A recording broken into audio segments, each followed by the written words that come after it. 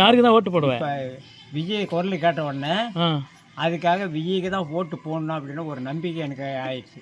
ஏன் விஜய்க்கு போடணும்? விஜய்க்கு போடணும்னா ஏன் ஆண்ட கட்சி ஆள் கட்சி எதுவும் செய்யல? ரெண்டு கட்சியும் லாய்ப்படாத போச்சு.